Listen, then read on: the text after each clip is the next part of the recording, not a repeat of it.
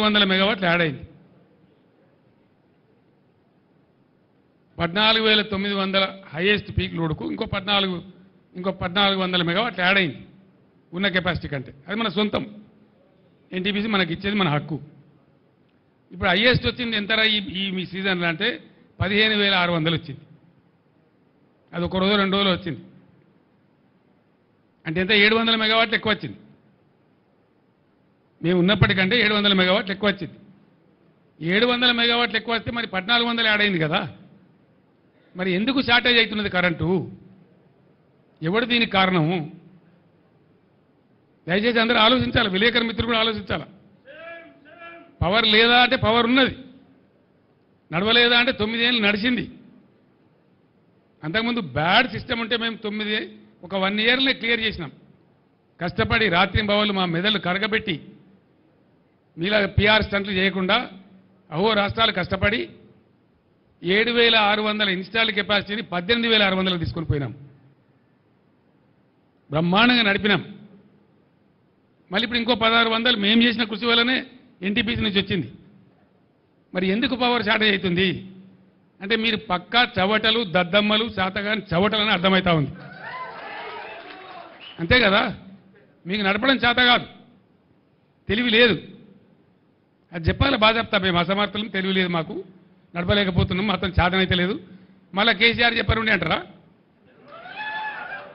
ముందే చెప్పనుండే కేసీఆర్ అంటారా? ఈ విధంగా అడ్డగోలుగా ఇష్టం వచ్చిన మాటలు మాట్లాడుకుంటా, పిఆర్ స్టంటు పెట్టుకుంటా, లంగా మాటలు మాట్లాడుకుంటా పిచ్చి పిచ్చి కథలు చేస్తారు మీరు. ఇవాళ నేను మీ అందరికీ ఒకటే మాట మనవి చేస్తా ఉన్నా, బాధతో మనవి చేస్తా ఉన్నా. ఇది మనిషి సృష్టించినటువంటి కృత్రిమ కరువు. భగవంతుడు కాలమో కాదు, బ్యాడ్ రెయిన్ సీజన్ కాదు, కాళేశ్వరం. నేను మీ అందరికీ మనవి చేస్తా ఉన్నా, విలేకరు మిత్రులు దయచేసి కరెక్ట్గా వినాలి, కరెక్ట్గా రాయాలి. నిజంగా ప్రజలను మంచిగా చూడాలి, పంటలు పండియాలి, రైతులు బాగుండాలి, నా గ్రామాలు నా రైతులు కలకల్లాడాలి, వాళ్ళ ముఖాల మీద చిరునవ్వు ఉండాలనే కోరిక ఉండాలి కదా ప్రభుత్వానికి, బలమైన కాంక్ష ఉండాలి కదా హృదయంలో. మేము ఏం చేసినాం ఆ రోజు? ఆగమై చెట్టుకోడు గుట్టకోడు అయినటువంటి తెలంగాణ రైతులు గ్రామాలు వదిలిపెట్టి గ్రామాలను వల్లకాడులాగా చేసి ఆటో రిక్షాలు నడపడానికి, మరో పని చేయడానికి, బిల్డింగ్లలో కూలి పని చేయడానికి పోయిన రైతులను తిరిగి వాళ్ళ గ్రామాలలో కష్టపడి చేసి చిన్న పెద్ద అన్ని రకాల రైతులు మేము ఆదుకున్నాం. ఏం చేసినాం? ఈ రాష్ట్రం బ్రహ్మాండమైన బలమైన వ్యవసాయ రాష్ట్రం కావాలి అని ఒక దీక్ష పట్టినాం, ఒక పట్టు పట్టినాం. పట్టుబట్టి వాళ్ళకు 5-6 వసతులు కల్పించినాం. రైతు బంధు చరిత్రలో ఎవడు వేయలే, ఎవడు ఉట్టియలే. ఎంతోమంది ముఖ్యమంత్రులు అయినారు. చరణ్ సింగ్ గారు, దేవిలాల్ గారు, మహారాష్ట్రలో వసంత్ దాదా పాటిల్ గారు స్వయంగా రైతు బిడ్డలే అయినా, వాళ్ళు ముఖ్యమంత్రులు అయినా వాళ్ళ నోటి నుంచి రాలే. నేను అశోక్ గులాటి అని చెప్పి ఒక all India famous agro economist ఉంటే ఆయనతో ఒక 6 నెలలు చర్చ చేసి ఏం చేయాలి రైతులను మంచిగా లేపుకురావాలంటే అంటే ఆయన ఒకటే సలహా చెప్పిండు. కేసీఆర్ గారు ఒకటే మాట, మీ ప్రభుత్వానికి ఎంత శక్తి ఉన్నదో మాకు తెలియదు, కానీ రైతులకు అన్ని దేశాలలో ప్రభుత్వాలు సపోర్ట్ చేస్తాయి, సపోర్ట్ ఉంటేనే రైతు నిలబడే పరిస్థితి ఉంది అలా అంతర్జాతీయంగా. ఎందుకంటే పంటల ధరల ఫ్లక్చువేషన్ ఉంటుంది, బ్యాడ్ సీజన్స్ ఉంటాయి, రకరకాల అరిష్టాలు ఉంటాయి. కాబట్టి రైతు నిలబడాలంటే అతను అప్పు తీసుకొని పరిస్థితికి రావాలి, జేబులో 4 పైసలు జమ కావాలి, సొంత పెట్టుబడి పట్టుకొని కాళ్ళ మీద నిలబడే పరిస్థితి ఉండాలి.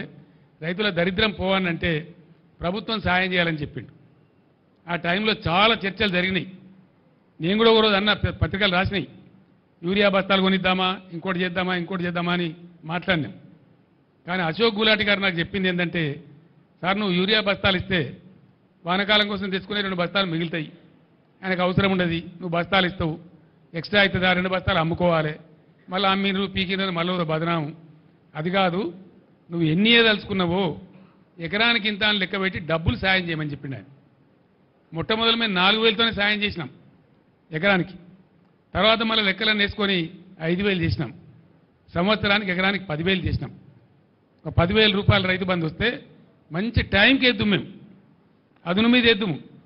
వాళ్ళు అప్పులు తీసుకునే పరిస్థితి ఉండకపోతుండే.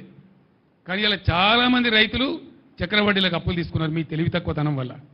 మీరు డబ్బులు వేయకపోవడం వల్ల మేము జమ చేసిన 7,000 కోట్లు మీరు కాంట్రాక్టర్లకు బిల్లులు చెల్లించి మీ తాబేదారులకు